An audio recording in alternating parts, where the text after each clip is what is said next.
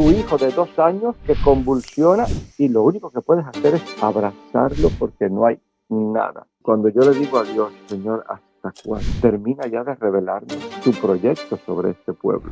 ¿De qué vale ser buenos si los malos pueden hacer toda la maldad del mundo y después? Me llaman al partido. Y yo simplemente le dije, es mi trabajo. Usted me pide una misa por el Che Guevara, yo se la doy. Yo creo que era un resentido. Y del caso no era un hombre feliz. ¿Tú crees que Dios se olvidó de Cuba? ¿Cómo se entera usted de eso? Pues porque él no pudo más. Se confiesa. ¿Tú qué harías para destruir a una persona y quedarte con su alma? Yo le haría creer que lo que sueña no es posible. Buenos días, el padre Alberto Reyes Pías. ¿Cómo está usted? Muy bien, gracias a Dios, muy bien. Muchas gracias por tu invitación. Estuve haciendo ciertas y determinadas investigaciones por mi parte de su historia en el pasado y estuve investigando y vi que usted estudió medicina. 3 años de medicina. ¿Y qué te hizo dejarlo? Bueno, yo nunca pensé ser cura hasta los 18 años. Yo nací en la iglesia, crecí en la iglesia, siempre muy integrado a las cosas de la iglesia, pero nunca, jamás me pasó por la vida ser cura. Hasta que estaba terminando el preuniversitario, yo quería ser cura, médico, cirujano cardiovascular, tenía novia, quería tener seguro 4 hijos, eso sí, 4 hijos sí. 4. Igual si ella no se ponía a pesar 5, 6, pero seguro 4. 4 sí. Y en ese momento es donde de momento viene todo esto que llamamos la vocación, la llamada, empiezo yo a tener unas experiencias internas un poco así más intensas. Y claro, de momento me encuentro con que yo estoy delante de algo que me puede cambiar la vida, que nunca había pensado. La universidad a las puertas, yo dije, calma, paz, tranquilidad, entro a estudiar medicina y ya veré. Entonces, durante 2 años, yo no tuve las ideas claras. Durante 2 años, no podía hacer una cosa u otra, estaba en un plan de discernimiento. Hasta el verano del segundo año, donde sí ya se me hizo claro que Dios me quería curar. Y entonces hice un tercer año ya en plan de tomar la decisión definitiva. Y cuando terminé el tercer año, lo tenía claro y hubo algo también en mí que me dijo, ahora o nunca, porque tenía mucho miedo de dar el salto, era un salto muy arriesgado, sobre todo en Cuba y en aquel momento, y entonces me dije, ahora o nunca. Y entonces ya, cuando terminé el tercer año, pedí la baja y en septiembre del otro curso entré al seminario. ¿Cuáles son esas, por así decirlo, no es una ilusión, esas apariciones o esa cosa que usted sintió que dijo, tengo que abandonar la medicina y tengo que ponerme Dios me quiere mandando el mensaje de él? ¿Cómo es eso? ¿Cómo tú lo ves? ¿Cómo tú lo sientes? ¿Lo ves? ¿Lo sientes? ¿Lo sueñas? ¿Cómo es eso? ¿Te puedo hacer una pregunta personal? ¿A mí? Sí. Claro, todo lo que usted quiera. ¿Tú te has enamorado? Claro. Pues es eso. De momento es como enamorarse. De momento empiezas a pensar en la vida, o sea, te empiezas a visualizar, te empiezas a ver. Antes, pues yo iba con el cura para aquí, para allá, hacíamos esto, no sé qué. Hay un momento donde te empiezas a ver no como una compañía, sino como la persona que lo hace. Empiezas a verte allí, ¿no? Y a visualizar tu vida en eso. Es decir, como esto es lo que yo quiero hacer, esto es lo que yo quiero vivir, aquí es donde yo quiero estar.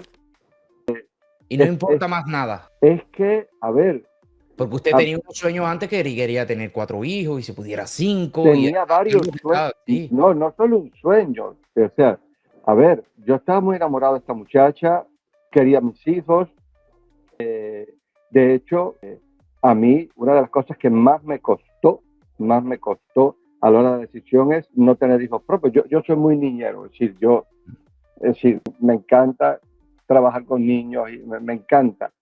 Y me costó mucho aquello de no voy a tener hijos propios. Eso tal vez fue lo que más me costó de todo.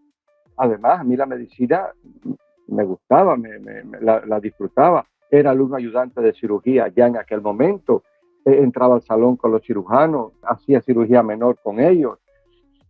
Y de hecho, bueno, hubo un primer momento de mucha rabia contra Dios. Es decir, no fue sencillo, o sea, no fue un enamoramiento sencillo.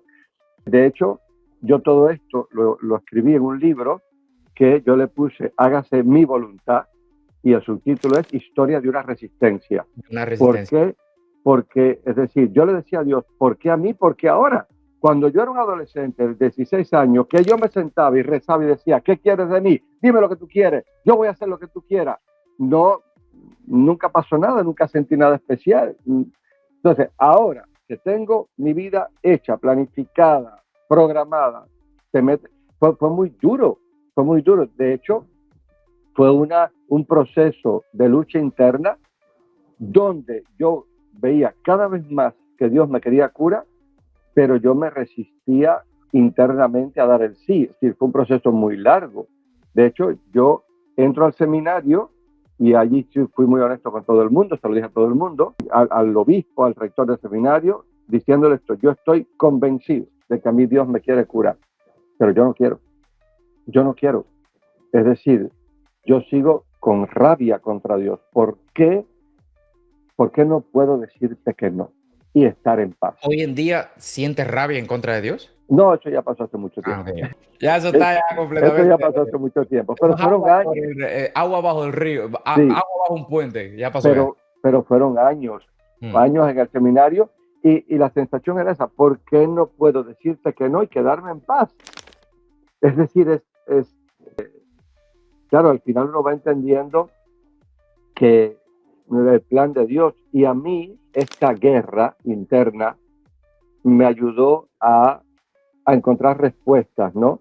Sí, muchas veces cuando la gente habla conmigo y hablamos de estos temas y de la voluntad de Dios y tal, ellos me dicen, es que cuando tú me explicas, yo entiendo lo que me está pasando, yo encuentro respuestas, y es que yo tuve que buscar muchas respuestas, ¿no? Fue una lucha interna muy dura, pero muy, muy provechosa. Pero es eso, es que es como te enamoras, entonces no te ves en otro lugar, ¿no? Entonces, por ejemplo, uno de los ejemplos que le pongo a los jóvenes cuando hablo de estos temas, sobre todo cuando ellos están en duda, yo digo, mira, yo tengo la certificación para bucear, a mí me encanta, ponerme un tanque a la espalda y meterme bajo el agua es de las cosas más maravillosas que un ser humano, pues, me encanta. Cada vez que, el silencio que tú sientes bajo el agua. Ese ponerse ahí es fabuloso. Y yo digo, a ver, yo tengo la certificación, yo podría trabajar como entrenador de buceo. O sea, yo tengo la certificación, me encanta, lo disfruto, pero no es mi mundo, no es lo mío, no es aquello a lo que me quiero levantar todos los días. Entonces, el sacerdocio llega un momento donde es eso, ¿no? Estás enamorado. Entonces, te acuestes a la hora que te acuestes, te levantas a la hora que te levantes. Es eso lo que quieres hacer, y la gente te llama para ver un enfermo, para un consejo, para un problema matrimonial. La gente quiere confesarse y vibras, ¿no? Es una frecuencia. Sí, entonces es eso, es enamorarse. Yo lo entendí cuando lo sentí, porque siempre oí, no, que la llamada, bueno, pero ciertamente es eso, ¿no? Es algo que te hace entender, este es tu sitio. Fíjate que es interesante lo que tú me dices, porque yo siempre estoy buscando, ¿no? Esto de encontrar. Yo siempre he dicho que cuando tú encuentras tu vocación y encuentras tu propósito de vida, todos los días tú te levantas con más energía, porque estás vibrando esa frecuencia, ¿no? Sin embargo, cuando no estás dentro de tu propósito, estás en un trabajo que no te gusta, no es lo que tú viniste a hacer a este mundo, te levantas sin energía, estresado, te levantas sin ganas de hacer nada. Y por desgracia, en este mundo que vivimos, muchas personas se levantan de esa manera, estresados, sin nada, no pueden cumplir su propósito. Y entonces cuando veo a algunos reggaetoneros, como por ejemplo Héctor el Father, desde Puerto Rico, en el cual eran personas que andaban armados, que personas que droga y todo lo ha habido y por haber, y de pronto fama, todo, dinero, y de pronto lo abandonan todo. Y dicen, no, yo encontré el camino a Dios. De pronto veo a Farruko también, que acaba de decir en estos momentos, no, ya yo soy, quiero formar parte de Dios y quiero cantar, porque sintieron el llamado del cual usted me está hablando ahora Sí, mismo. A veces uno no lo entiende, pero usted lo entiende mejor que nadie a estas personas, me imagino. sí, sí, sí, porque ya te digo, es que, a ver, yo creo que es la experiencia cuando San Pablo dice, todo lo estimo basura. Bueno, que en realidad la traducción es poquito fina porque el griego dice copros y copros no es basura, es caca. San Pablo dice, todo es Un poco copros. más educado, un poco más educado, Un poco más educado, vamos a traducirlo un poquito más lindo, más fino. pero es aquello, es cuando te das cuenta que sí, porque a ver, no es, mira, cuando a mí viene a ver algún joven y me dice que está sintiendo la vocación al sacerdocio, y yo empiezo a hablar con él y yo digo, a ver, si no se hace cura, ¿qué va a hacer en la vida? Y no se me ocurre otra cosa, me pongo nervioso, me pongo nervioso, Claro. porque, a ver, no es que no puedas tener otra vida, no es que no puedas hacer otras cosas, no es que, es que nada te llena como es. Eso, podrías hacer muchísimas cosas, ¿no? Pero nada te llena. Yo creo que una cosa es la vocación y después dónde Dios quiere que vivas esa vocación. Y yo creo que Dios quiere que la viva en Cuba, ¿no? Y yo recuerdo una persona que yo estimo mucho, que quiero mucho, ciertamente, no me lo dijo con mala intención. Hace años me dijo, ¿por qué no te quedas en Estados Unidos? Le dije, porque yo necesito que mi vida tenga un sentido. Para mí lo más importante es tener sentido. Y para mí la vida es ser sacerdote en Cuba. Eso es lo que me da sentido. Y esa persona, con muy buena intención, me Claro. dijo, pero tú no te das cuenta que aquí, con la formación que tú tienes, como tú eres, podrías hacerte un imperio. Y yo dije que mi ilusión no es hacerme un imperio. Mi ilusión es vivir con sentido, ¿no? Entonces, es eso, ¿no? Es el amor que te hace decir dónde Dios quiere que dones, ¿no? Que te des. Yo conocí una persona hace muchos años en España, comunicábamos por WhatsApp, por correo electrónico en aquella época, y yo le contaba, ¿no? Mira, y ahora llegó la Navidad, hicimos esto y lo otro, qué sé yo. Y esa persona un día me dice, yo tengo que decirte que yo te envidio, me dice, porque, y esto fíjate que yo no lo que es la primera vez que lo cuento en público, me dijo, yo te leo y yo me doy cuenta que tú vibras con lo que haces, tú disfrutas lo que haces. Dice, mi trabajo es nutrición, yo trabajo para comer, pero me va bien, no lo voy a cambiar. Mira, me rompió, porque es lo que tú dices, ¿no? Levantarte todos los días para algo que te da de comer, pero que no amas, con lo que no vibras, donde no te sientes tú. A ver, yo entiendo que la vida es como es, que a veces no es que uno no quiera, es que a veces la vida Te lleva por ahí. te lleva por ahí, o sea, yo lo entiendo, pero el poder estar en un ambiente donde día a día, cuando te levantas, por muy cansado que estés, tú dices, pero, pero me levanto para algo que yo amo y con lo que yo vibro, ¿no? Que te suene el teléfono a las 3 de la mañana y que te digan, padre, hay un enfermo grave, puede venir, y no te importe porque vibras con eso, eso es un don, de verdad. Yo estoy muy agradecido a Dios por eso, porque es un don poder vivir así.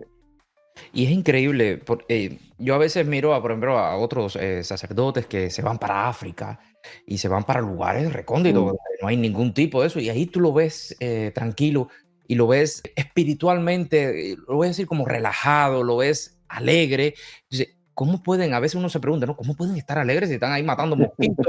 Que lo pueda comer un jaguar, que venga un león y te lleve, o una enfermedad y estás lejos de todo, o otras tribus que vengan, y sin embargo lo ve así, y es porque cumplen su propósito de vida. Es Porque increíble. tiene sentido, tiene sentido. Es decir, tengo una amiga psicóloga española a la que quiero mucho, y ella en uno de sus cursos nos dijo una frase que a mí me marcó, ¿no? Y ella decía, el objetivo de la vida no es ser feliz.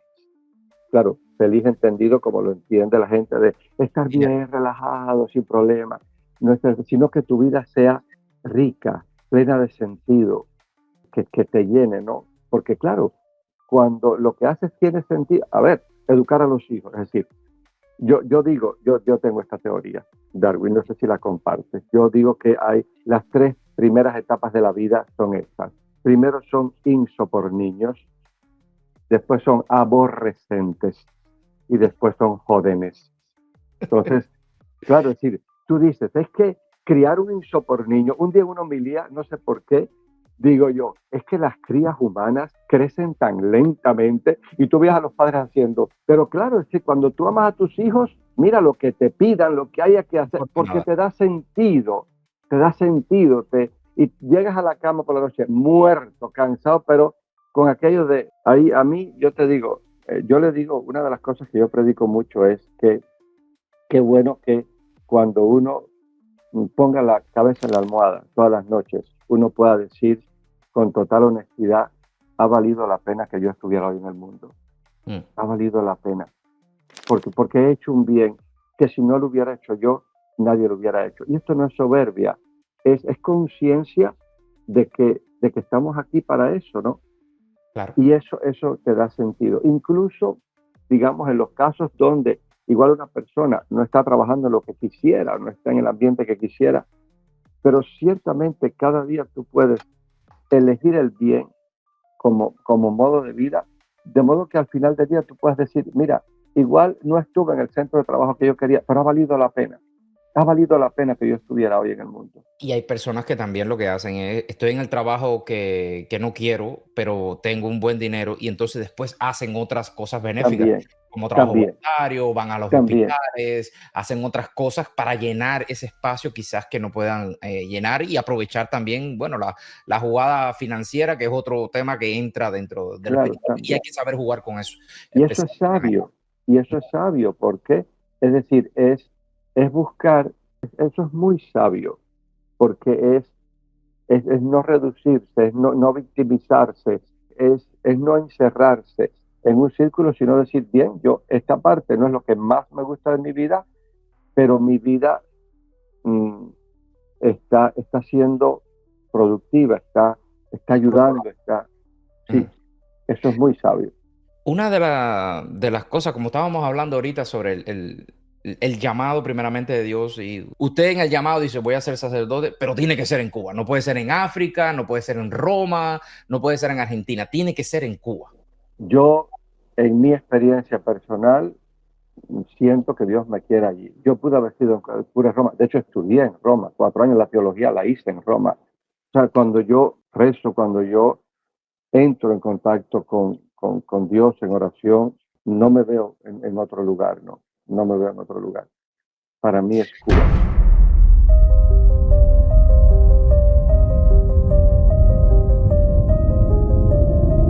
Deja hacerte esta pregunta porque siempre me la he preguntado y hay muchas personas que estoy seguro que también se la preguntan. ¿Tú crees que Dios se olvidó de Cuba? No, a ver, la fe, Darwin, la fe no es la fe puede tener un componente sensible, pero la fe no es un sentimiento, la fe es una certeza, es la certeza de un Dios que te acompañe. De hecho, a mí me llama mucho la atención que cuando uno lee la Biblia, de una punta a la otra, Antiguo y Nuevo Testamento, la única seguridad que Dios da es yo estoy contigo. Y eso es muy interesante porque nunca en la Biblia, nunca, ni en los momentos donde Dios pide cosas que parecen una locura, nunca Dios dice y todo va a ir bien y no va a haber dificultad y no te preocupes que no va a haber problema. Dios nunca dice eso. Es más, al contrario, hay veces que dice habrá problemas, te atacarán, es decir, incluso hay momentos donde Dios advierte que habrá problemas, pero siempre dice, yo estoy contigo. Dicen los estudiosos de la Biblia que esa frase, esa expresión, está en la Biblia 366 veces, como para que uno pudiera rezar la misma idea todos los días del año, que sea bisiesto con un texto distinto. Entonces, la fe en realidad es esa certeza, Dios está, Dios está. Entonces, a ver, Dios no da una puntada sin hilo. Dios no da una puntada sin hilo y es la certeza que uno tiene que tener. Yo creo que Dios tiene un plan para nuestra tierra. Yo lo que digo es desde mi fe, porque a ver, humanamente hablando, Cuba es un absurdo, humanamente hablando. Pero es que la cruz de Cristo, vista humanamente, era un absurdo. Es decir, aquel hombre que dijo que era el Mesías, el Hijo de Dios, termina abandonado por todo el mundo, traicionado, flagelado, en una cruz, en la más ignominiosa de las muertes. Es decir, la muerte de Cristo en cruz, humanamente hablando, era un absurdo. De hecho, los discípulos se derrumban. Y sin embargo, allí estaba dando un vuelco a la humanidad. Entonces, yo creo, desde mi mirada de fe, yo creo que Dios o de algo terrible nos ha salvado o algo muy grande nos quiere dar para permitir tantos años de miseria, de sufrimiento. Dios no quiere sufrir, no permite sufrimientos inútiles. Claro, los tiempos de Dios no son los nuestros. Los años de Dios no son los nuestros. Su tiempo no es nuestro tiempo. Para nosotros este tiempo es muy largo. Pero yo vivo de esa certeza. Dios no da una puntada sin hilo. Eso no quiere decir que no tenga que alimentar mi esperanza, ¿no? Es decir, día tras día, Darwin, en mi oración, en estos momentos en Cuba, cuando te acuestas sin electricidad, pasas la noche sudando, con mosquitos, te levantas cansado, sin electricidad, te pones a rezar. Es decir, cuando yo le digo a Dios, Señor, ¿hasta cuándo? Eso me sale del alma, ¿no? Y una de las cosas que yo rezo es, termina ya de revelarnos tu proyecto sobre este pueblo, ¿no? Pero eso nace de una visión de fe. Humanamente, te digo, humanamente, Cuba es un absurdo. Es un absurdo. Y es como, no solo para pensar que Dios nos ha abandonado, para pensar que Dios ni existe, ¿no? Desde la visión de fe y desde la visión personal, porque muchas veces hemos vivido esto en pequeño. Es decir, ¿cuántas veces, Darwin, hemos pasado por situaciones que parecían una maldición, literalmente una maldición, y que en un primer momento uno le dijo a Dios, pero ¿por qué tú permites esto? ¿Cómo es posible que yo esté pasando por esto? Porque pareció una maldición y tiempo después eso pasa, uno lo metaboliza y uno dice, pues mira, gracias a esto, en mi vida hay esto y esto y esto ahora. Yo creo que eso nos pasará con Cuba. Yo hace años hice una dinámica con jóvenes que resultó muy interesante. Le dije a mis jóvenes, pongan por escrito 3 cualidades que ustedes tienen, de las cuales están muy orgullosos. 3 modos de ser, de los cuales ustedes están muy orgullosos. Lo escribieron. Después les dije, ahora pongan, porque ninguno de ustedes nació así. Ninguno nació así. Pongan al lado cómo es posible que ustedes hoy sean así. Mira, yo creo que el 98% de los caminos fueron experiencias dolorosas. Entonces, yo sí creo que cuando una persona no sufre, cuando una persona no tiene que enfrentar el dolor, la frustración, no madura. Y de hecho, en psicología, yo estudié psicología después de ser cura allá. Por ejemplo, en la educación de los niños hay algo que se aconseja, que es frustrarlos. Frustrar a un niño no puede vivir bajo frustración, no puede ser todo que no, pero un niño tiene que saber que hay el sí y que hay el no. Entonces, frustrar a un niño, yo puedo decirte que sí, papá, cómprame esto, yo puedo decirte que sí, pero es no. Porque, ¿para qué? Para que desarrolle ese nivel de tolerancia a las frustraciones, para que el niño aprenda que hay no y no pasa nada, para que el niño aprenda que hay cosas por las que hay que luchar. Entonces, cuando una persona no sufre, no madura. Entonces, ¿a qué grado de madurez? ¿Qué quiere Dios con nuestro pueblo que ha permitido tanto sufrimiento? Eso es lo que yo me pregunto continuamente. Y ahora que me hablas de niños, ¿qué tú crees de los adoctrinamientos dentro de las escuelas cubanas que le enseñan a odiar, odio al imperialismo? Y estuve investigando también porque estoy haciendo voy a hacer una serie ahora sobre esto mismo. Y hablaba sobre cómo cuando tú le enseñas a odiar a un niño, el niño puede, lo que se crea, el monstruo que se crea después, ¿no? cuando crece dentro de una sociedad donde hemos tenido más de 60 años de generación tras generación, por lo menos 5 o 6 generaciones, enseñándonos a odiar literalmente. ¿Cómo tú ves eso desde tu perspectiva de que en la dictadura cubana, dentro del sistema cubano, enseñen a odiar a los niños? Mira, todo adoctrinamiento es negativo, porque el adoctrinamiento parte de una idea que yo hago que tú aceptes y esto te cierra a la realidad. A mí o sea, yo me quedé de piedra el día que mi sobrino mayor llega a la casa, busca a mi hermana y le dice: mamá, ¿es verdad que todos los americanos son malos? O sea, es decir, fue como aquello que le están enseñando a este niño en la escuela, ¿no? Entonces yo creo que en ese sentido la familia es básica. Recuerdo un caso que me encantó de una niña de 8 años. A ver, supimos esto porque la maestra se lo contó al papá de la niña. Está en el aula y de momento la niña, 8 años, levanta la mano y dice: maestra, yo no logro entender. ¿Cómo yo no puedo entender que todos los americanos sean malos? Y le dice la maestra: no es el pueblo americano, es el gobierno americano que es malo. Y dice la niña: bueno, maestra, mire, a mí Cristo me enseña en el Evangelio que yo tengo que amar a todo el mundo, a los buenos y a los malos. Y se le ocurre decir a la maestra: y a ver, ¿tú amas a Fidel?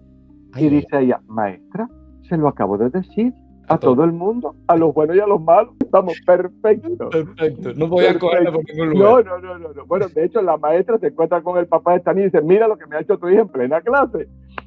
Entonces, a ver, yo creo que todo adoctrinamiento habría que eliminarlo, ¿no? Yo entiendo que ningún sistema educativo es neutro. Claro. O sea, eso sería, pero dentro de lo posible, yo creo que habría que buscar, digamos, a nivel, digamos, ideológico, la neutralidad, porque allí yo creo que es la familia la que tiene que decidir por dónde quieren educar a sus hijos, ¿no? Y que la familia enseñe los valores que Claro. quieren, ¿no? Sí, pero es que en Cuba si no llevas a los hijos a la escuela te meten preso. No te Claro.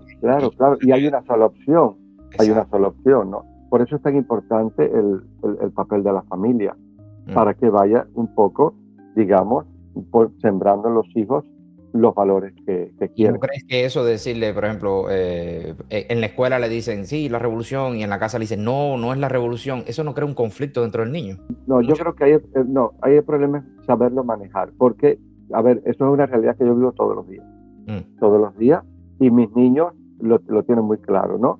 Entonces, no, y yo creo que los niños cubanos como que entienden, ¿no? Que la situación entienden, ¿no? O sea, yo conozco un papá en mi parroquia que le ha dicho: usted no tiene que ser como el Che, porque el Che era esto y esto y esto y esto.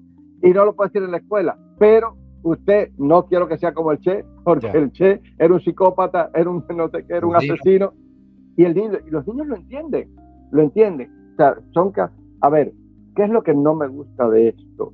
Que podemos estar sembrando en la base un peligro de doble moral, o sea, pero de momentos que no tenemos opción. La forma de sobrevivir. Es la forma de sobrevivir, ¿no? Pero los niños lo entienden, ¿no? Sobre todo si uno les explica: a ver, la escuela tiene estos criterios, pero nosotros tenemos estos otros, y en la escuela, bueno, usted deje que la maestra diga lo que sea, pero tiene que saber que la vida es así, así, así. Y los niños lo entienden. Incluso se dan cuenta de cuándo pueden expresarse, en qué lugar pueden expresarse y en dónde no. El peligro, te repito, es eso, ¿no? Que se cree como una doble moral, que eso después con la edad hay que curarlo, pero no tenemos opción. A ver, incluso, es decir, a mí me encanta, o sea, ya desde el Génesis, cuando Dios se describe la creación, la frase de Dios le dice al ser humano: y ahora somete a la tierra, domínala. Es decir, pero siempre para el bien común. De hecho, la doctrina social de la Iglesia siempre ha defendido la propiedad privada. Desde que surgió con León XIII, siempre ha defendido la propiedad privada. Pero, ¿y eso qué quiere decir? Tú tienes capacidad para generar 10 empresas, genéralas, pero siempre la propiedad privada lo ha puesto junto a lo que la iglesia llama el destino universal de los bienes. ¿Y eso qué significa? Que de todo lo que tú puedes generar, todo no puede ser para tu beneficio. Tienes que compartir. ¿Por qué? Porque en primer lugar, tú has partido de unos dones. No porque yo soy muy inteligente y como inteligencia he hecho esto. La inteligencia, ¿dónde la compraste? Se te dio como un don. Y por otro lado, ninguno de nosotros ha partido de cero. Es decir, a nosotros se nos entrenó, se nos educó, se nos enseñó. Con lo que se nos enseñó, hemos hecho. Pero, por tanto, ninguno de nosotros ha partido de cero. Cuando una persona dice, yo no le debo nada a nadie, eso es falso. Le debemos mucho a mucha gente. Y por eso la idea de la iglesia es, desde tu diferencia, haz todo lo que puedas hacer. Crece, planifícate, todo lo que puedas, pero piensa en el bien común. Y eso desde lo puramente económico hasta lo artístico, todo. Político, todo. Lo político, lo que sea. Hay gente que la política le queda grande y hay gente que la política le apasiona. Pues bien, métete en el mundo político para el bien común.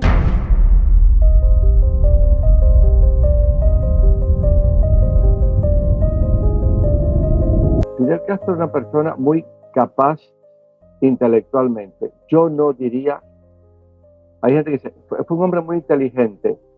A ver, un hombre inteligente no destruye un país. Fue un hombre muy capaz intelectualmente y era un líder nato. O sea, Fidel Castro tenía unas dotes de liderazgo excepcionales, pero que en vez de usarla para el bien común, las usó para él. También es verdad que conociendo la historia de Fidel Castro, es para tenerle mucha lástima, porque era un hombre muy resentido, no era un hombre feliz. Fidel Castro no era un hombre feliz, no era un hombre, era eso, un hombre con un gran resentimiento hacia la vida, un odio hacia la humanidad. Entonces, claro, una persona así no le basta nada, y es sobre sí, y era él. Una persona así, claro, cuando te encierras en ti mismo, es que no puedes ser feliz porque nada te basta. Entonces, a ver, si Fidel Castro hubiera usado su liderazgo y su capacidad intelectual para el bien, si realmente hubiera hecho lo que prometió hacer, Cuba sería hoy faro y guía de América, faro y guía del mundo, faro y guía del mundo. Pero al volcar todo sobre él, o sea, la dirección. Fíjate que cuando el Evangelio cuenta las tentaciones de Jesucristo por el demonio, es muy interesante que el demonio en ningún momento niega que Jesús es el Hijo de Dios. Nunca. Al contrario, empieza así. Tú eres el Hijo de Dios. Aumentar pues mira, que estas piedras se conviertan. Es decir, ¿qué hace el demonio?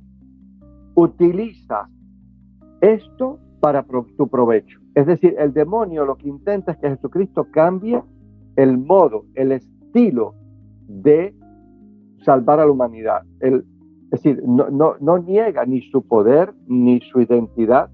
Lo que le dice es, úsalo para ti. ¿Por qué pensar en los demás? Es que es lo que Jesucristo dice, no. Pero yo creo que el gran problema de Fidel fue eso, es decir, no supo sanar toda su tristeza, no supo sanar todo su resentimiento, y entonces, claro, se convirtió en la persona que era incapaz de empatizar, era incapaz de amar al otro. ¿Tú crees que Fidel Castro odiaba al pueblo cubano? Me lo han preguntado. Yo creo que era un resentido. Es decir, yo no diría un odio específicamente contra el pueblo cubano. Creo que era una persona resentida, amargada con la vida, y en ese sentido el otro es alguien a quien dominar, utilizar, aplastar. No creo que fuera como tal un odio contra el pueblo, sino un disgusto contra sí mismo, ¿no? Mira, hay un concepto en psicología que es muy interesante, que es lo que se llama violencia compensatoria. Y la violencia compensatoria significa yo estoy tan mal que no soporto que tú estés bien. Por eso se llama así, porque entonces yo compenso este vacío, este disgusto haciéndote violencia, sea verbal, sea física, sea del tipo que sea. Por eso se llama así violencia compensatoria. Yo compenso desde la violencia. Pero el concepto es ese, yo estoy tan mal, no soporto que tú estés bien. Entonces, claro, Fidel no podía soportar que el pueblo estuviera bien, que estuviera feliz, porque él no ponía allí su felicidad. Él estaba mal. Eso no lo Y llenaba. no. Por eso te digo, Fidel es una persona digna de lástima. Es decir, ciertamente, Fidel es alguien para decirle a los muchachos, mira, no seas así, porque O sea, claro. a mí personalmente, después de todo lo que hizo, a mí no me da ninguna lástima, ¿eh? Porque la verdad es que fue bastante malo. Y bueno, todavía sigue siendo malo. De hecho, todavía yo personalmente, desde mi punto de vista y de toda mi familia, recibo amenazas de muerte y un montón de cosas por personas que siguen las ideas y el liderazgo de Fidel Castro. Usted, que está dentro de la isla de Cuba, también recibe amenazas y recibe, me imagino, mucha represión por parte de la dictadura cubana, que fíjate tú como alguien que está quebrado por dentro puede destruir más adelante un país completo como lo hizo Fidel Castro, porque hoy en día toda la maquinaria que hay dentro de la isla de Cuba fue ideada y creada por Fidel Castro. Lo que está ocurriendo en Venezuela es por Fidel Castro, lo que está ocurriendo en Nicaragua es por Fidel Castro, lo que está ocurriendo probablemente en Irán, en todos estos países son ideas maquiavélicas de Fidel Castro Ruz. Yo en ese sentido, yo creo que fue muy hábil para el mal, desgraciadamente, y en ese sentido supo trabajar muy bien su imagen. De hecho, en Cuba todavía, mira que en Cuba ya la gente no cree en el comunismo, no cree en la revolución. El pueblo en general quiere un cambio. Pero Pero creen en todavía Fidel. te encuentras mucha gente que dice, si Fidel viviera, esto no estaría así. Y uno dice, pero perdona, ¿dónde está el origen de todo esto? O sea, porque eso sí supo hacerlo muy bien, supo generar una imagen, eso de hombre bueno, de santo, y eso sí se lo creyó mucha gente. ¿Crees que la Iglesia Católica le tiene miedo a la dictadura cubana? Yo creo que la iglesia está en un intermedio entre dos realidades. Una, la exigencia del evangelio. Nosotros nos debemos a Cristo, nos debemos al evangelio. Y el evangelio habla de verdad, habla de caridad y ayudar al prójimo y todo eso, está muy bien, pero habla de justicia, habla de verdad. Es decir, la iglesia desde el evangelio no puede tolerar la mentira, la injusticia, el abuso. Por otro lado, está un sistema capaz de reprimirte, o sea, un sistema con muchos mecanismos. Que está en contra de todo lo que ustedes predican. Y que tiene poder para bloquearte, es decir, no estamos de frente a alguien que no hace nada. No, es decir, estamos frente a un sistema que puede hacer el mal y que es capaz o sea, que puede dañarte. ¿Qué pasó con el padre Pantaleón, superior de los jesuitas y superior de la conferencia de religiosos? En cuanto el padre Pantaleón asumió, o sea, se plantó y dijo, vamos a defender a los presos del 11 de julio, etcétera, etcétera, ¿dónde está el padre Pantaleón? Expulsado de Cuba. ¿Y por qué la Iglesia Católica no? Yo no veo personalmente, ¿no? Estoy hablando desde mi opinión desde afuera.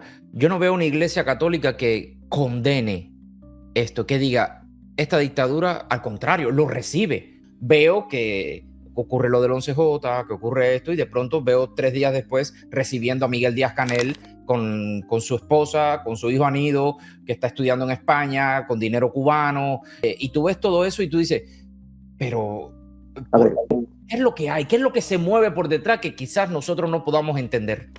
A ver, hay estilos, o sea, porque todo esto que tú me dices, nosotros lo hemos hablado a nivel personal con los obispos. Y haciendo un poco de historia,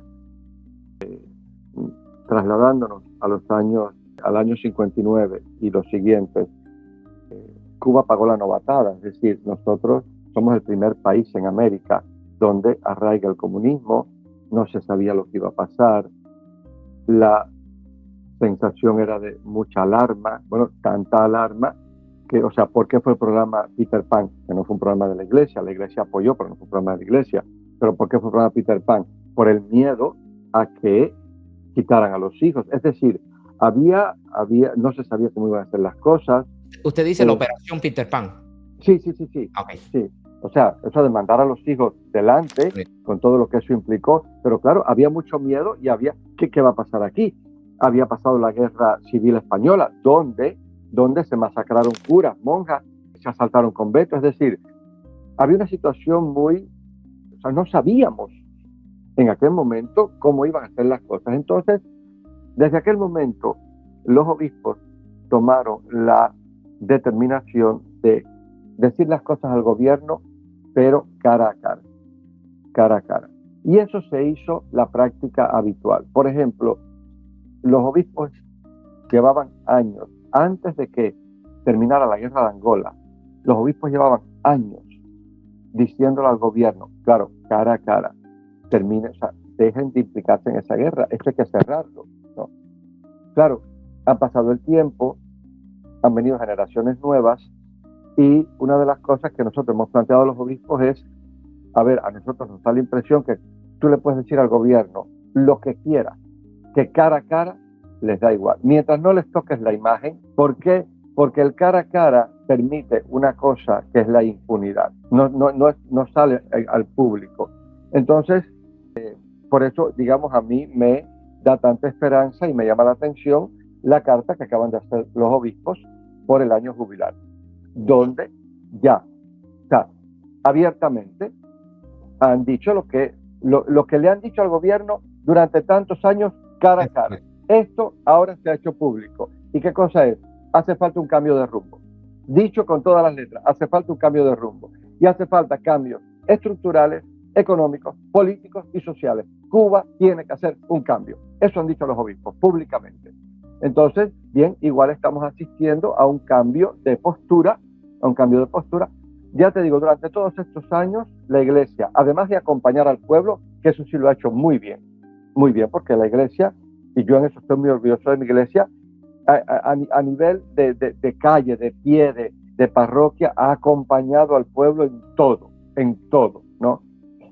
A nivel jerárquico, digamos, durante años, la Iglesia ha sido muy clara, ya te digo, y de eso yo sí tengo noción, ¿no? Ha sido muy clara con el gobierno, pero en ese estilo de cara a cara, con algunas declaraciones. Por ejemplo, el amor todo lo espera fue un momento en el que la Iglesia sacó a la luz todas estas cosas. El amor todo lo espera fue una carta pastoral que de hecho al gobierno le molestó mucho porque mostraba la situación que había e invitaba, claro, el amor todo lo espera está escrito en un lenguaje muy delicado, pero el amor todo lo espera es una invitación al gobierno a empezar unos cambios.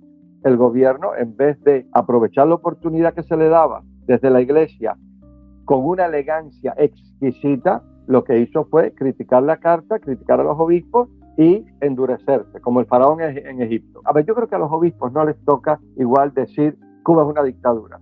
Eso lo podemos decir igual los curas, las monjas, igual a los obispos. Pero, a ver, lo que está mal y la situación del pueblo es evidente. Es decir, hay cosas que son palpables, que los tienes delante. La gente tiene hambre, la gente no tiene medicina. Yo digo que en Cuba, en este momento, hay un genocidio silencioso. Hay gente que está muriendo. ¿Muriendo por qué? Porque ¿en qué prensa sale que una persona murió por falta de un antibiótico? ¿En qué prensa sale? Yo contaba en una entrevista hace poco un señor que yo recogí en uno de los pueblos que me decía que su único hijo de 14 años se hizo un esguince en el pie con una herida abierta, se infectó y se murió porque no hubo un antibiótico. Tu único hijo de 14 años. Yo he tenido en la parroquia un papá buscando un anticonvulsivo porque su hijo convulsiona con 2 años y él ha estado delante de su hijo ha empezado a convulsionar, lo ha llevado al hospital y al hospital le han dicho, no hay nada. Entonces, ¿cómo te pones delante de tu hijo de 2 años que convulsiona y lo único que puedes hacer es abrazarlo porque no hay nada? ¿Qué pasó en Camagüey? Y esto yo lo sé por una persona que estaba allí. ¿Qué pasó en Camagüey hace un tiempo? Se fue la corriente en el hospital provincial, demoró en encenderse la planta. Los backups de los que estaban en respiración artificial estaban descargados, murieron. Las personas que estaban en respiración artificial en el hospital provincial murieron. Se sacó, no se dijo nada. Entonces, Cuba, la gente está muriendo y nadie se entera porque esto no es noticia. Entonces, claro, ante esto, uno no se puede callar. Uno que lo sabe, no se puede callar porque es lo evidente. Entonces, los presos políticos, es decir, hay más de 1,000 personas que están en la cárcel hoy. ¿Por qué delito? Por salir a la calle a decir libertad. Y eso está documentado. Porque después del 11 de julio, ¿cuánta gente ha salido a la calle a protestar por la falta de por lo que sea? Pero no ha hecho nada y está en la cárcel y eso está documentado. Es que es evidente. Y esto que está mal, la iglesia lo tiene que decir. Pero es evidente, pero era lo que te estaba diciendo. Nosotros salimos en las redes sociales, le decimos, oye, esto está ocurriendo en Cuba, usted sale también en las redes sociales, esto está ocurriendo en Cuba, y de repente ves al Papa Francisco recibiendo a Miguel Díaz-Canel y dándole la bendición y sentándose con él a hablar, y yo no sabemos qué fue exactamente lo que le dijo. A lo mejor lo que le dijo fue cara a cara, como me dijiste anteriormente, oye, tienes que cambiar aquello. A lo mejor eso fue lo que le dijo, ¿no? Sí, hay que ver. Pero cuando lo reciben en la imagen pública internacional, la gente dice, lo que está diciendo Darwin y lo que está diciendo el padre Alberto debe ser mentira, porque si no, el Papa, no lo recibiera a un tipo como Miguel Díaz-Canel, que es un asesino, que tiene a no sé cuánta gente presos políticos y que tortura a los cubanos dentro de la isla de Cuba y dentro de las prisiones, porque su santidad lo recibe. Ahí es donde entra el concepto de la gente que se queda un poco... Darwin, no se puede negar, porque el sacerdote, sea cura, obispo, papa, o sea, el sacerdote como tal, es el hombre de todos, es el hombre de todos. Sí, pero yo lo veo desde la figura, desde la opinión pública internacional. Sí, pero ya te digo, fíjate que lo que se habla nunca se publica, pero es el hombre de todos. Entonces, yo recuerdo una vez, por ejemplo, yo estaba en Guaymaro de sacerdote y murió un disidente. Y los disidentes de Guaymaro me pidieron que les celebrara una misa. Pues yo les celebré una misa. Me llaman al partido a los 2 o 3 días y me dicen, no, padre, porque la opinión pública de Guaymaro, así me dijeron, está muy molesta con usted. ¿Qué pasó? Es que usted le celebró una misa a esta persona. Y yo simplemente le dije, es mi trabajo. Usted me pide una misa por el Che Guevara, yo se la doy. La iglesia reza por los difuntos. Hay un difunto, independientemente de su filiación política, y le han pedido a la iglesia que rece por usted me pide una misa por el Che Guevara, yo se la doy. Entonces, el sacerdote es el hombre de todos. Por eso los sacerdotes no podemos ocupar cargos públicos, ¿no? O sea, yo no puedo ser ni siquiera presidente de los CDR, porque el sacerdote es la persona. O sea, yo puedo tener mis ideas políticas, sociales, privadas, personales. Y yo en mis redes, yo puedo expresarla perfectamente como lo hago. Y yo tengo mi postura política porque para mí todo no da igual. Hay cosas con las que estoy de acuerdo y cosas con las que no estoy de acuerdo. Pero a nivel sacerdotal, por ejemplo, mis misas, yo predico del Evangelio de Jesucristo, un mensaje que es para todo el mundo. Y como sacerdote, yo recibo a Mike Hammer, yo recibo al disidente más disidente y recibo al del partido. Y recibo a Díaz-Canel si quiere hablar conmigo. Es decir, otra cosa es que en la conversación yo sea coherente para decir, mira, este es mi punto de vista. Con esto estoy de acuerdo, con esto no estoy de acuerdo. A cualquier persona.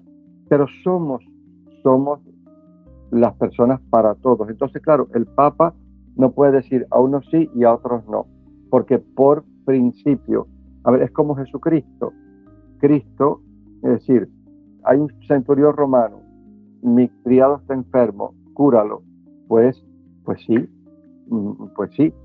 Simón el fariseo, que era de la secta de los fariseos, que despreciaba mucho al pueblo, pues se va a comer a casa de Simón el fariseo. Come con prostitutas, con publicanos, con pecadores. Y del mismo modo acoge al leproso. Es decir, cuando uno ve a Jesucristo, es el hombre de todos, de todos. Claro, no es el hombre que le ríe la gracia a todo el mundo. No. Es un hombre claro y que tiene unos principios, unos valores, pero a la hora de acoger a la gente, es el hombre para todos. Entonces, el sacerdocio, por esencia, es igual. Si ahora me viene el primer secretario del partido y me dice, tengo un problema matrimonial, tengo un problema con mi hijo, necesito un consejo, yo estoy aquí para ti.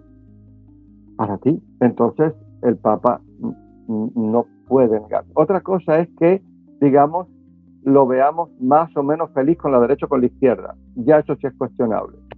Pero el recibir es que es de todos. ¿Y por qué yo veo, por ejemplo, que y esta es una pregunta personal, ¿no?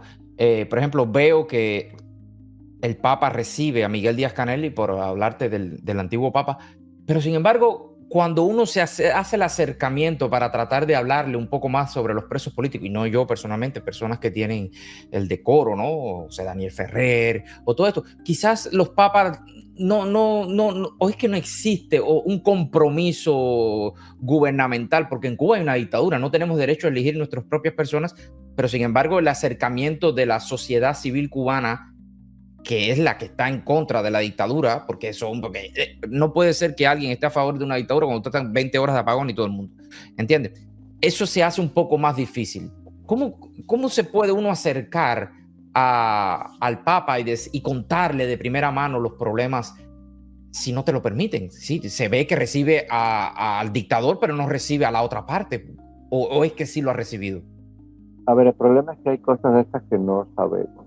Es decir, está la diplomacia vaticana, que lleva siglos, y hay cosas que no sabemos. Hay momentos, por ejemplo, en que en ciertos ambientes, ante ciertas personas de cierto nivel eclesiástico, yo he planteado un cuestionamiento y esa persona me ha dicho, sí se están haciendo cosas, pero hasta allí.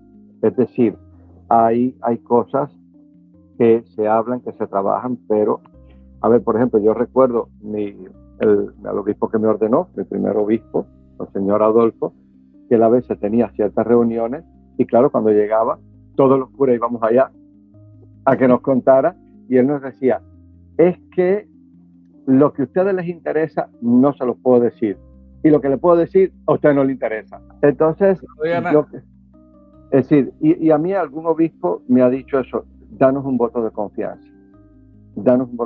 Sí estamos trabajando, sí estamos haciendo, sí estamos intercediendo, pero ya te digo, es decir, hay cosas que uno no sabe. ¿Qué piensa la Iglesia? ¿Qué piensa la Iglesia católica sobre la vigilancia y la infiltración que hace la dictadura cubana dentro de sus instituciones, dentro de la isla de Cuba? ¿Qué opinión tienen o sabes algo de esto? Una cosa es que nos moleste.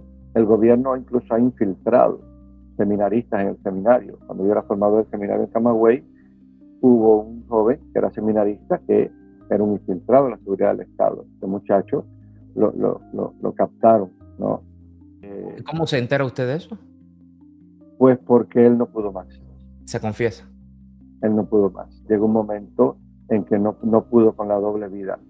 También yo creo que, a ver, el ambiente que había en el seminario, la libertad que había en el seminario, yo creo que eso lo puso en conflicto, ¿no? Cuando tú estás en un ambiente donde se respira libertad, verdad, colaboración, estar trabajando en contra de eso, estar trabajando contra la mano que te está dando de comer y que te está abrazando es duro, y él en un momento que no pudo.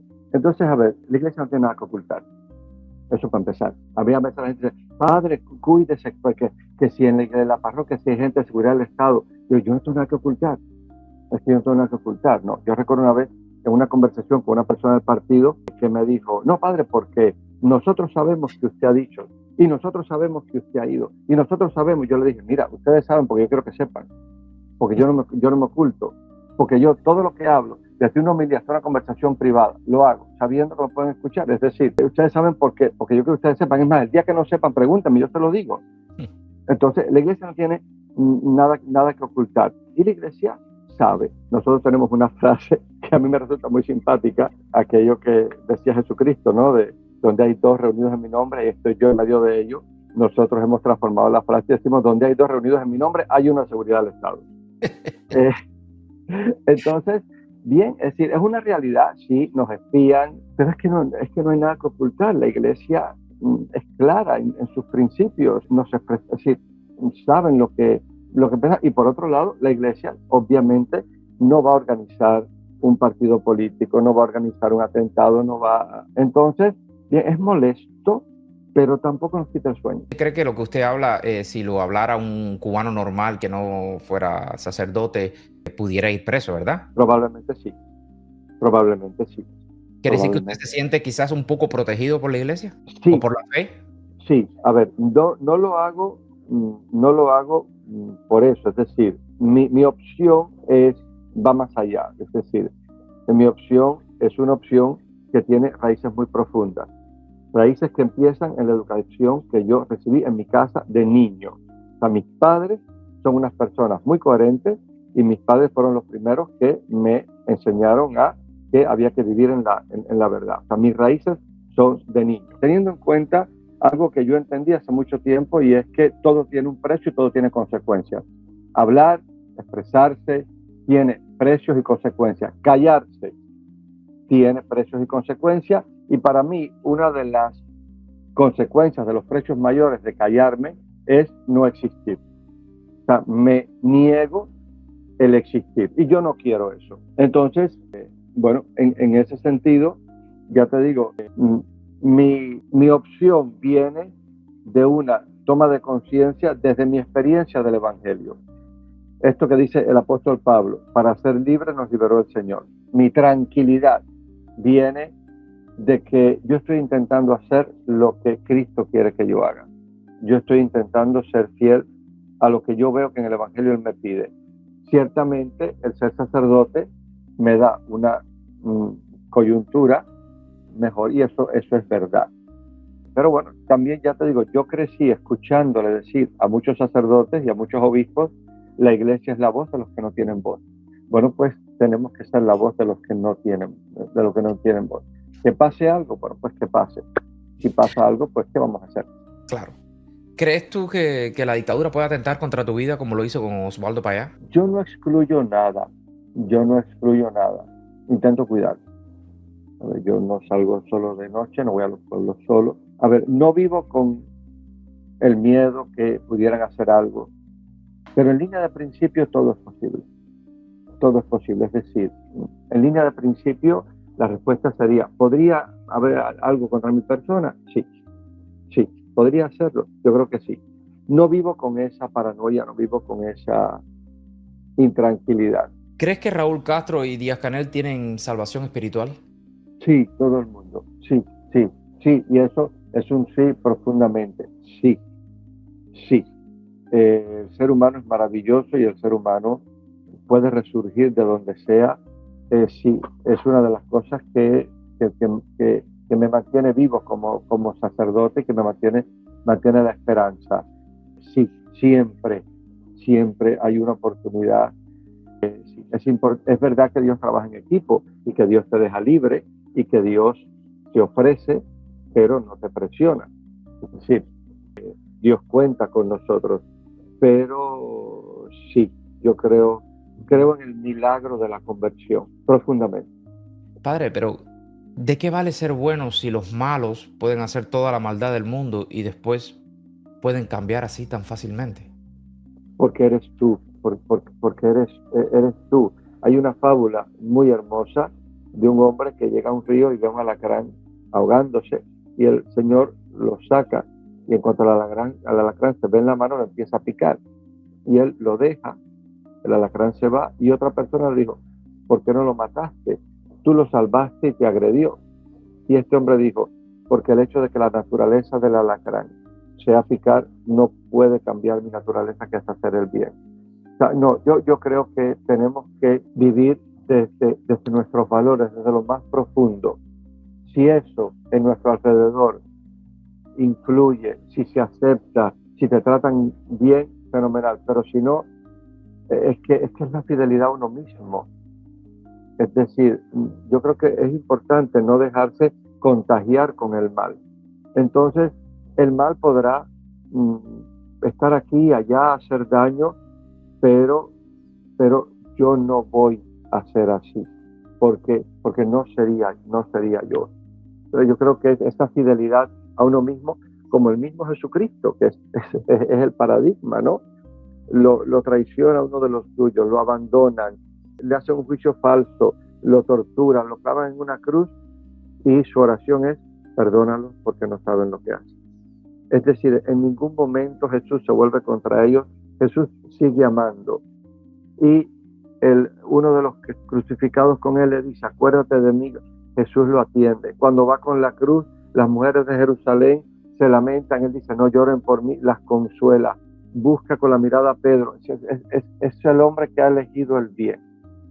Y como ha elegido el bien, se vuelve inmune al mal externo que sobre él se vuelca. Ese es mi Dios.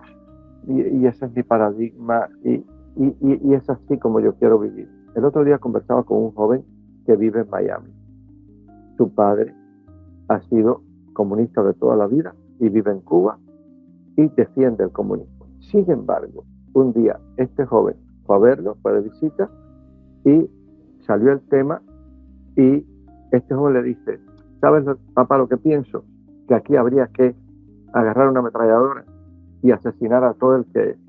Y el padre le dijo: no, porque eso lo haría igual a nosotros. Es decir, no, yo creo que habría que evitar por todos los medios la violencia, porque la violencia engendra violencia, la violencia produce heridas prácticamente incurables. No, un cambio, hay que luchar por todos los medios para que sea pacífico, una transición pacífica que no excluye la justicia. Yo creo que hay gente que ha hecho mucho daño y esa gente al final tendrá que ser juzgada, porque tiene que haber una justicia transicional, pero no con violencia. Ya te digo, yo lo entendería porque la situación a veces es tan desesperante y hay gente que ha hecho tanto daño que yo lo entiendo como reacción humana, pero no estaría de acuerdo nunca, no lo aceptaría. Y si no es ese método, ¿cuál es el método que piensa usted que pueda cambiar dentro de la isla de Cuba? Porque no se ve ninguno visible. Estas personas entraron con violencia, entraron acabando, entraron implantando el terror, entraron adoctrinando a nuestros hijos, entraron destruyendo generaciones tras generaciones. Y estas personas no van a entregar el poder así tan fácilmente, donde lo van a perder todo, e incluso saben muy bien de que van a ser llevados ante la justicia. ¿Cuál es el camino que usted ve? El camino que hemos estado haciendo hasta ahora, que es mucho más lento. Hay un sacerdote, amigo mío, que él dice: tenemos que empujar el muro en la dirección correcta. Yo creo que todo lo que hemos hecho durante años, porque tú dices, bueno, Osvaldo Payá fracasó. No, Osvaldo Payá fue una pieza importante en empujar el muro. No lo derribó, pero el camino que abrió Osvaldo Payá, el ejemplo que dio, ahí está. El 11 de julio derribó el muro, no, pero le dio un buen empujón. El plantón de los universitarios por Texas derribó el muro, no, pero entonces el muro caerá. El muro caerá y esto es un mecanismo mucho más lento, pero yo creo que es el camino. Es lo mismo que pasa, por ejemplo, sea en dirección espiritual o en terapia. A veces viene una persona, sea dirección espiritual o a terapia, lo que sea. Muchas veces, a los 2 minutos de conversación, uno ha entendido qué le pasa a esta persona, qué es lo que tiene que asumir, qué es lo que tiene que saber, qué es lo que tiene que hacer, pero esto no se puede resolver en 2 minutos. Entonces, se empieza un camino con esa persona, para que esa persona poco a poco vaya entendiendo, vaya abriéndose. Entonces, pero muchas veces un proceso de terapia, uno sabe ya, es decir, a dónde quiere llegar, pero no se puede hacer que la persona llegue en 2 minutos. Entonces yo creo que se puede hacer lo que hemos estado haciendo y lo que seguimos haciendo. Seguimos denunciando, seguimos hablando, seguimos ayudando a la gente a pensar, seguimos protestando, seguimos manifestándonos, seguimos pidiendo, poco a poco caerá el muro caerá. Pero padre, también siguen muriendo personas, siguen presos políticos, siguen dividiéndose familias. Es decir, el tiempo es algo que tenemos en nuestra contra, porque claro. siguen niños adoctrinándose, siguen estas personas expandiéndose, convirtiéndose cada día más millonarios. Y ya creo que 66 años ha sido un tiempo razonable para que el pueblo cubano tenga que tomar una decisión. Sí, pero la opción no puede ser en mi modo de ver, la opción no puede ser la violencia, porque no sería un buen comienzo. Entonces, bien, yo soy el primero que dice hasta cuándo, yo soy el primero que quiere que el muro se caiga ya, pero entiendo que esto es un proceso y hay que seguir eso. Cuando usted llama violencia, es, por ejemplo, salir a las calles a protestar, ¿eso es violencia? No, al contrario. No, violencia es coger un arma y disparar, violencia es coger un palo, violencia es lo que el gobierno ha hecho con el pueblo, eso es violencia, eso de armar con palos a la gente y decir, dale palo, decir, eso es violencia. No, salir a la calle a protestar, no, al contrario, eso deberíamos hacerlo más, al contrario, toda manifestación pública, pacífica, es bienvenida. No, salir a las calles, no, para nada. ¿Cree usted que el comunismo debe ser prohibido dentro de la isla de Cuba? Yo me he planteado mucho esa pregunta. Hay países que han prohibido el comunismo. No creo que tenga una idea totalmente formada. Me debato entre estas dos realidades, porque digo, es una de las cosas que yo en este momento está dentro de mi análisis. Por un lado, creo en la libertad, creo en la democracia, y yo creo que todo el mundo tiene derecho a expresar públicamente sus criterios políticos. Por otro lado, veo lo que han hecho y veo lo que hace la izquierda en muchos lugares del mundo, ¿no? Entonces, el fascismo, el nazismo, todo eso hemos dicho no, nunca más. Pero sin embargo, el comunismo lo aceptamos. Sin embargo, el comunismo lo aceptamos. Es lo mismo. Yo creo que como respuesta como tal, sí o no, yo te diría en este momento, no lo sé, no tengo ni idea. Sí, lo que me queda claro es que habría que tener mecanismos muy claros de protección de la democracia. Porque, ¿qué es lo que hemos vivido últimamente? Que la izquierda se ha robado el lenguaje del evangelio. Tú oyes a cualquier político de izquierda y parece un cura predicando, ¿no? Los pobres, la justicia. ¿Para qué? Llegan al poder por las urnas, cambian la constitución y se eternizan en el poder. También es cierto una cosa, que es una frase de Monseñor Juan, el actual cardenal de La Habana.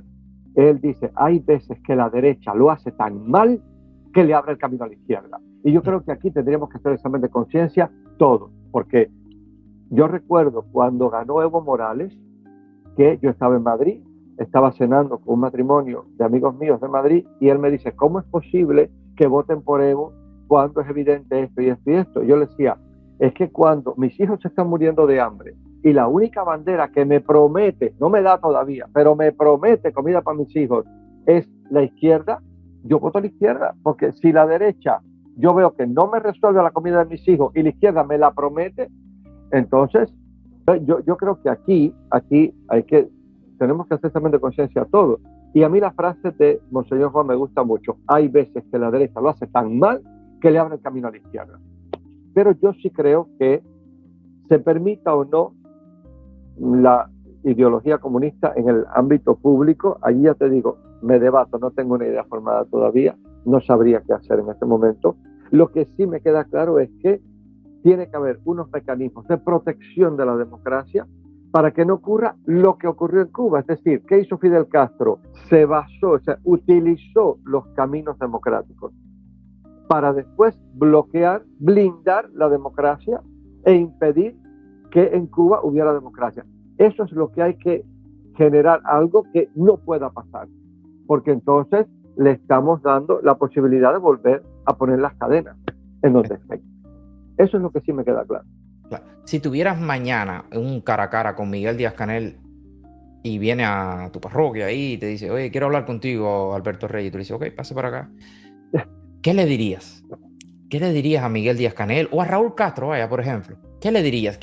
¿Cuál es el mensaje que tú quieres que él se vaya en su tormento? Porque yo pienso que alguien que hace tanta maldad no puede dormir tranquilamente. Yo ¿Qué le le dirías? diría esto: ten el valor de ser fiel a tu conciencia, porque yo estoy convencido que en lo más profundo de su conciencia tienen que darse cuenta de que lo que están haciendo está mal y que lo que están haciendo es someter absurda, inútilmente a un pueblo. O sea, tiene que haber una voz en su conciencia. Y yo le diría eso: ten el valor de ser fiel a tu conciencia, ten el valor de elegir el bien que tu conciencia te indica. Porque yo quiero creer que esa luz que te señala el bien y el mal todavía existe en sus mentes y en sus corazones. ¿Quieres creer eso? Quiero creer eso. Quiero creer. ¿Y qué le dirías? Dos preguntitas más, ya terminamos. ¿Qué le dirías a los torturadores que están torturando en este momento, reprimiendo al pueblo cubano? ¿Qué le dirías? ¿Qué mensaje le darías? Yo le diría lo que dijo Jesucristo cuando empezó a predicar: conviértete y cree en el Evangelio. Deja de hacer el mal, empieza a hacer el bien. Reconoce, pide perdón, empezando por ti mismo, ¿no? Reconoce que has hecho mal y conviértete. Es decir, cuando empieza la Cuaresma, hay una invitación, ¿no?, a coger el tiempo de la gracia de Dios. Y dice una de las lecturas: este es el tiempo de la gracia, todavía estás a tiempo. Yo creo que siempre hay tiempo para una conversión, siempre hay tiempo para un cambio, pero tiene que haber un coraje, tiene que haber un valor para decir: yo he hecho mal y yo me salgo de este mal, yo freno este mal, yo elijo un camino diferente. Yo creo que eso siempre es posible. Duro, complicado.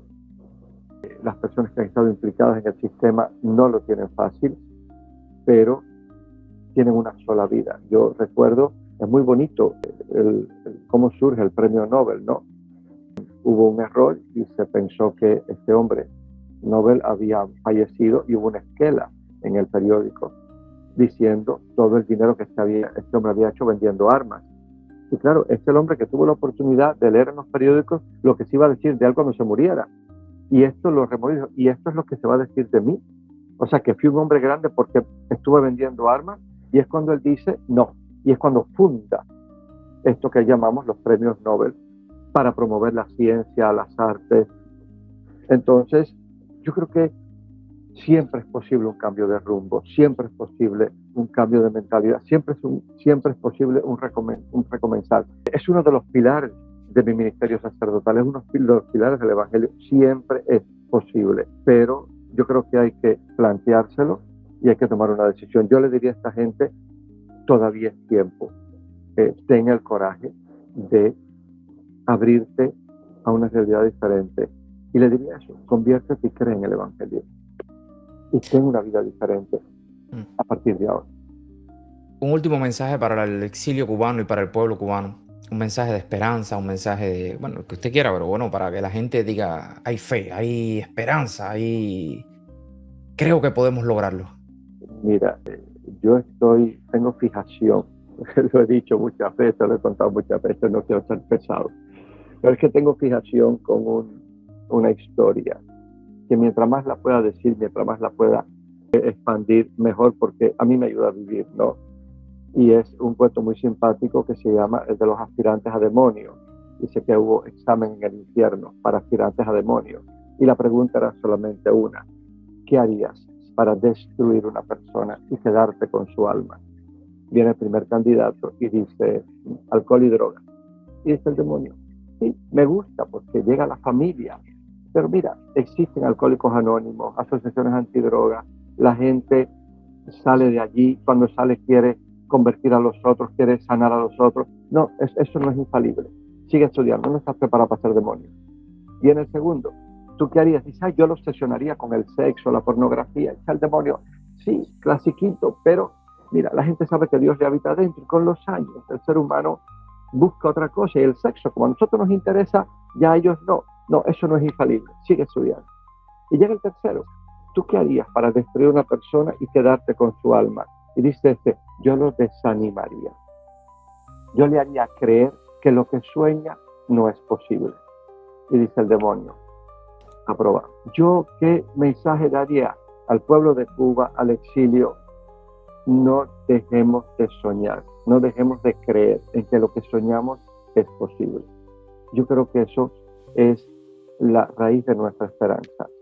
No podemos dejar de creer que lo que soñamos es posible y que hagamos todo lo que esté en nuestras manos por empujar el muro en la dirección correcta, con la confianza de que un día llegaremos a una Cuba diferente, tal y como la soñamos.